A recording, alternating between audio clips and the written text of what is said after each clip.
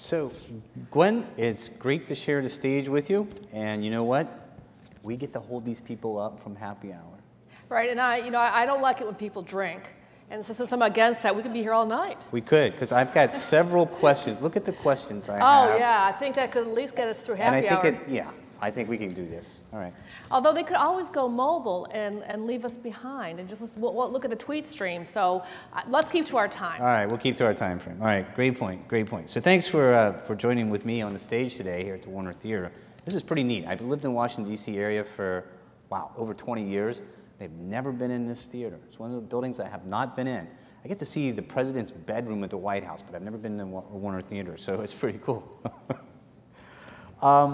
So the area of responsibility that you have, what you're focusing on at GSA is a little different than what I had originally thought of when you and I were having a discussion fairly recently about what your key initiatives are. Because I've been looking at mobile, thinking it from the enterprise out perspective, but you've been looking at it, you know, the MobileGov initiative from how does the government support mobile interface, right? I guess is the best way to say it. So can you give me a little bit of an idea about, you know, what you guys are really focusing on, your key areas, and, you know, just because it's a little bit different twist than some of us have thought about from a mobile perspective. Well, I think that's really important too, is to kind of differentiate between kind of the flavors of mobile, and a lot of the work that we see, especially in in the IT community, is thinking about mobile from an enterprise level. And we heard some really interesting discussions today. I mean, Terry from General Motors had some really interesting things about what they're doing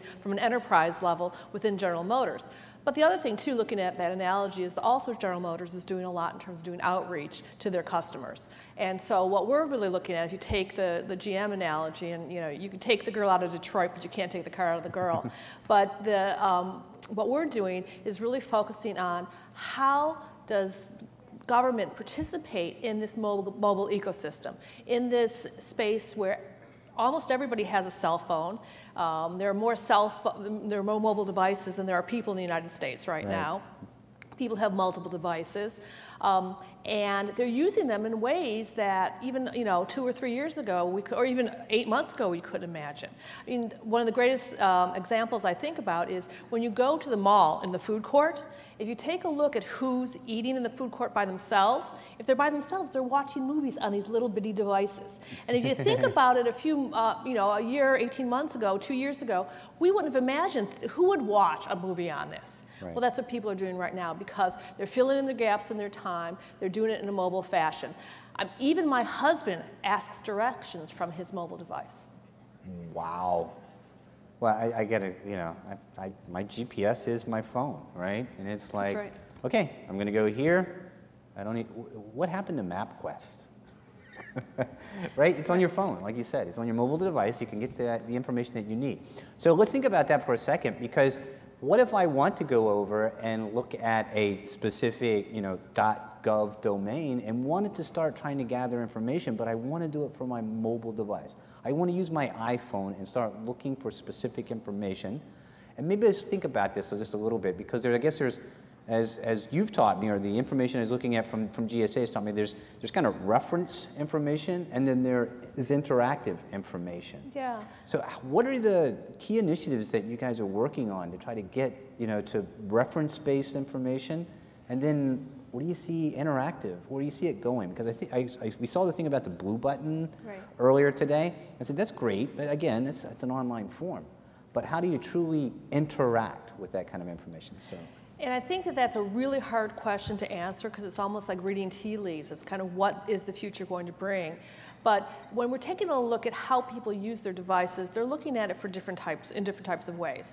A great example was, I was having another argument with my teenager, and we were going to define, it was actually who was in a certain movie, and he immediately pulls out his phone and he checks Wikipedia or IMDb to get that information. So that's kind of a reference information. And the reference information that we have in government, may be things like, information about, the status of government being open or closed on OPM. That's a great example. There's other types of reference information, though, in terms of, let's say you're in a store and you're interested, on September was National Preparedness Month. You may be interested, what do I need in my Ready Kit? How much water should I probably have? And that's, again, reference information that you could access via your mobile browser. Interactive information, though, is a little different. Probably many people in the audience here has played Angry Birds. And that's just kind of, but there's a level of interactivity that you have with it where you're actually interacting within that. But I'm the security guy, so I'm really hoping they don't, because I'll tell them how many open holes there are in that program if you want me to, but okay. All right. All right, and that's how I spent my time in the Safeway, though. I don't like those pigs. But that's kind of a level of interactivity. So then we think about, what does that mean for government to be interactive? And there are some good examples. There's the Bureau of Engraving have an application that they've created where you could actually take a picture of money, of a $1 bill or a $5 bill, and you could scan that in, and it will tell you what denomination it is. It'll tell you if it's a 5 or a 50. And people with vision impairments can actually use that to identify that. So that's the way that you're using the phone for a certain level of interactivity that they're able to get an answer back from. And so that's something different. One of the things I'm really looking forward to, and a lot of our mobile devices already have voice input, but I'm really looking forward to seeing how Apple is upping the ante a little bit on the voice recognition with the new tools that they're going to be providing this week at the end of this week. So the real thing is, can you then just tell your phone something? Right. And it gives you a level of interaction, really in terms of a natural language way. And these are the types of things where we're really upping the ante. I talked a little bit about Apple. Let me just say a little bit about Microsoft too, because I think that they're doing some game-changing things as well. If you take a look, anybody here played on the Kinect, which is the gaming system. Basically, you could use different gestures. I won't show you some of the gestures, but you could use different gestures, and by 2 points that are available in that room, it gives a 3D experience of you. And so we're going to be seeing, whether it's voice recognition or moving around, that these devices are getting smarter, and they're able to take these different types of inputs outside of the keyboard and deliver it. Government has the challenge to say, how do we look at our information, our services, our data, and make it so that it can be delivered in these different types of devices?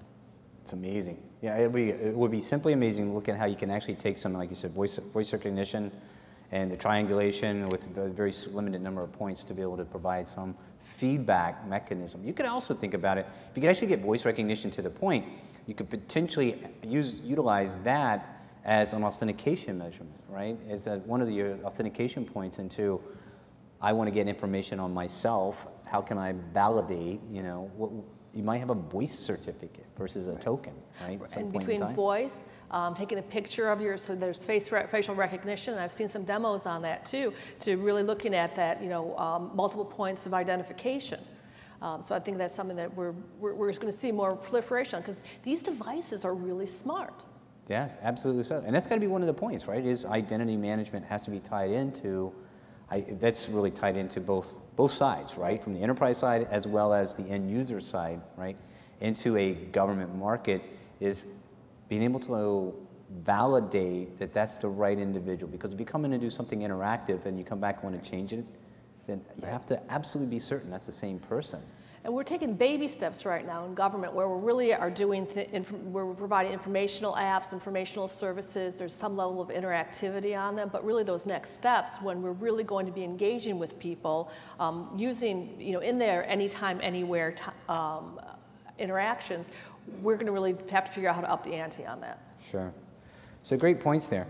So the whole initiative from GSA around MobileGov and the mobile initiative, you had a lot of feedback coming into you. I was quite impressed when I went through and looked at the amount of feedback that came into GSA about this whole program and in multiple steps. And you actually define, it's 10 components, 10 pieces to that process. What did you see? What were some of the great ideas you saw come back in from people just logging in and saying, hey, I have an idea for you? Yeah, it was great. We started off at the very beginning of June on this Making Mobile Government project. And what we were trying to do in this project was really to help to understand the mobile the mobile citizen service delivery more clearly.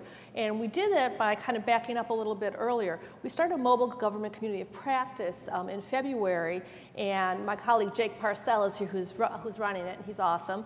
And what we're doing with that was getting people together to find out what they were doing to make mobile within their agencies. From their experiences, from the research we've done with them, and I call them they're the great brave mobile innovators, because they're doing things that and sometimes we didn't even know existed, sometimes their CIOs didn't even know existed. But based upon the information we got from them, they told us that what they needed to do to make MobileGov and to help move their game forward was to, first of all, to make a good case for mobile.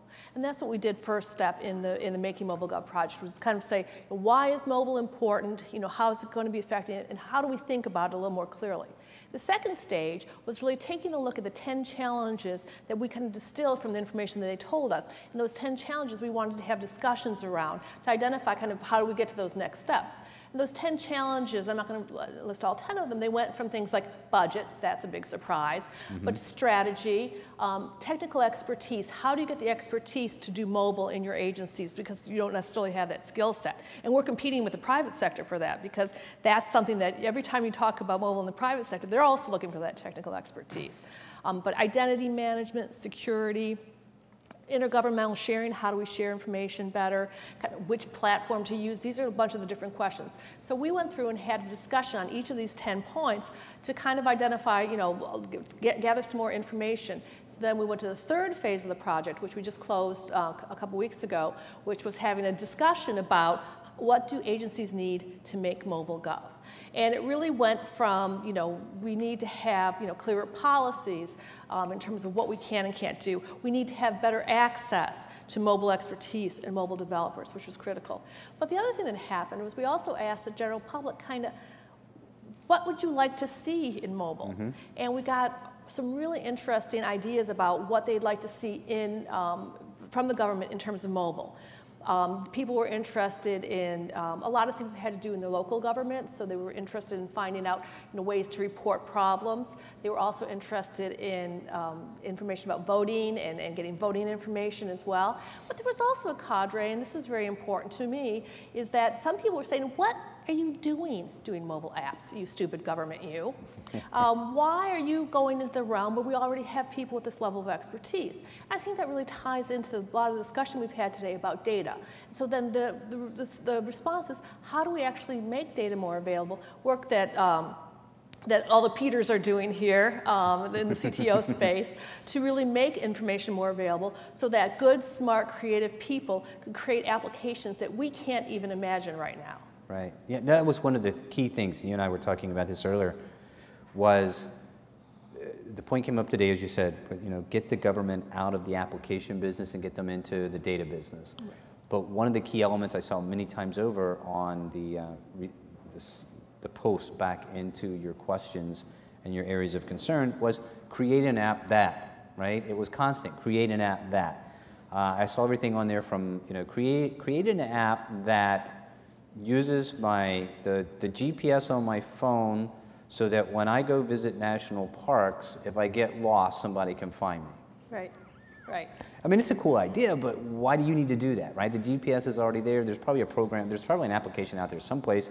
If not, somebody's working on it that totally maps out each and every one of the national parks for you, and then you plug it into your GPS on your phone, and away you go. But there should be, and in some cases where actually we have better information or better data, and so again, it's having that access to the data, but there's also some things that are inherently governmental or will be hard to monetize.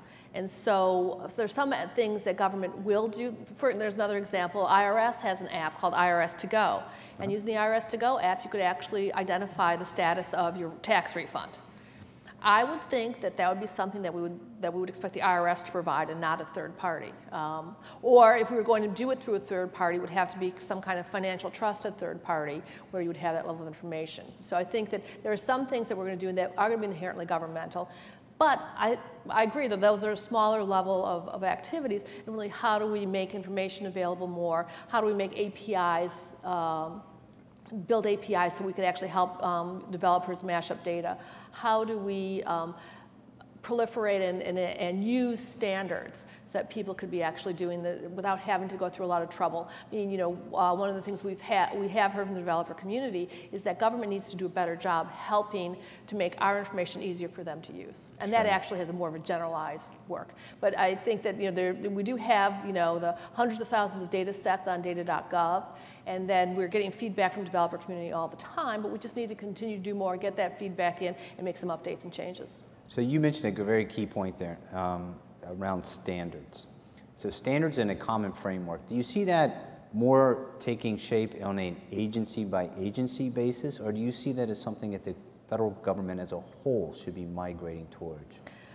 I think that this is my bias on this. I want to be clear. This is not a but in my point of view, the standards that are going to be most effective are the ones that are going to be the ones that are smart to adopt, and people are going to gravitate towards those. And so the concept of mandating mandating that government is X, Y, or Z or certain types of standards, I think the more we could have consensus around standards, and the standards that already exist. Government doesn't need to make up its own standards. I mean, W3C has done some very good work. The World Wide Web Consortium has done some very good work on already starting the standards process in mobile. And that's where we need to start, not starting our own. Sure, great point. So one of the other things is you brought up the applications, and maybe there's some very specific applications that an agency would need to develop themselves or have someone develop for them. How do you see government-based applications? How do you see that going through some type of accreditation process? That's an interesting question. I mean, I think that one of the things that that people are interested in doing is that, if it is a government application, is it truly a government application? And so there are a couple of things that we're looking at through the mobile community of practice to identify some level of standards or some level of, I don't want to say accreditation at this point, but that there's some way to kind of validate that this is in fact a government information or that it is government data. And that continues to be a work in progress, but I think that's some area that we're going to be continuing to look at. Okay. So you guys are getting to the point now where you've received a lot of feedback and you're starting to look at, all right, where do we go from here? Can you kind of lay out for us the next steps that you see as, MobileGov should be taking to get to that end result? Yeah. Along the way, and where do you see that kind of getting close to that end result? Well, it's a journey. But I think the first thing is, and this came out from the community of practice and in the work that we've done, is really to make sure that you have a clear strategy. I mean, and one of the things that we're working on in our group is to help agencies kind of map out what their mobile strategy is and making sure that makes sense with the other types of work that they're doing.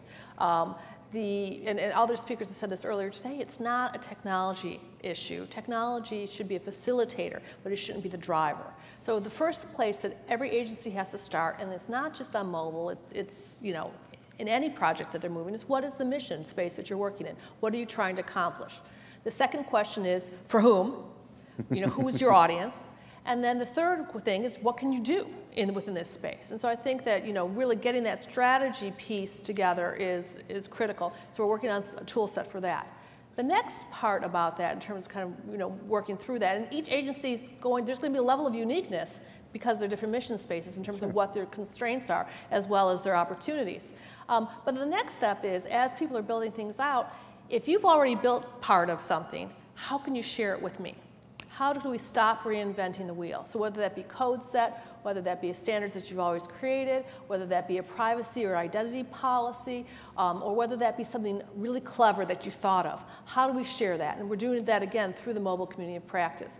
We have a resource for folks who are interested in, if you go to www.gsa.gov/makingmobilegov, you can see a lot of the resources in the discussion. But also from there, we're starting to build a wiki that we're having the people in the community of practice to participate in because, all of us are a lot smarter than one of us. Right. And so really, how do we get people to participate and share the information? And we are knocking on people's doors and asking them. When I found out about the IRS application, the first thing I thought was like, you're passing a social security number?